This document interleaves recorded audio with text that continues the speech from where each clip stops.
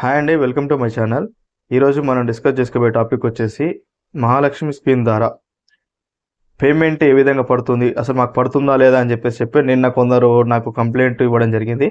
ఆ కంప్లైంట్ సంబంధించి ఈరోజు నేను ఈ వీడియో చేస్తున్నాను. కంప్లైంట్ ఏంటంటే కొందరు మేల్ అప్లికెంట్స్ వచ్చారండి. ఫీమేల్స్ అంటే వాళ్ళకి ఎలాంటి భయం లేదు, స్కీమ్ అనేది ఆడవాళ్ళ గురించి. కాబట్టి మేల్ అప్లికెంట్స్ వచ్చి మరి మాకు కూడా మేము అప్లై చేసాం కదా, మా పరిస్థితి ఏంటండి, మా వైఫ్ పేరు మీద లేదు, కరెక్షన్ అనేది మా పేరు మీద ఉంది, మరి మాకు పేమెంట్ అనేది అవుతుందా లేదా అని అంటున్నారు.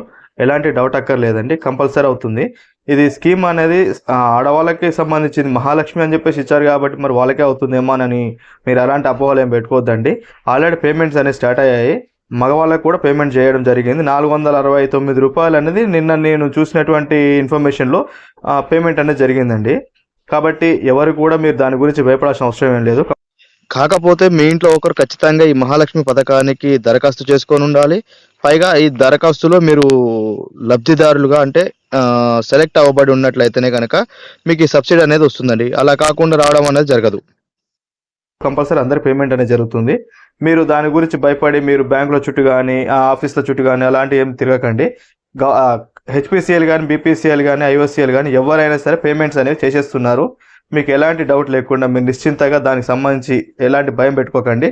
పేమెంట్ అనేది 100% అవుతుంది. మీకు పేమెంట్ అనేది వచ్చేస్తుంది కాబట్టి మీరు భయపడాల్సిన అవసరం లేదండి. ఎప్పటివరకు ఇంకా మీరు నా ఛానల్ ఎవరైనా చూడని వాళ్ళు ఉన్నట్టయితే, ఇదే మొదటిసారి చూస్తున్న వాళ్ళైతే వెంటనే నా ఛానల్ని సబ్స్క్రైబ్ చేసుకోండి. ఇలాంటి మరిన్ని అప్డేట్స్ కోసం అని చెప్పేసి పక్కన ఉన్న బెల్ ఐకాన్ని క్లిక్ చేయండి.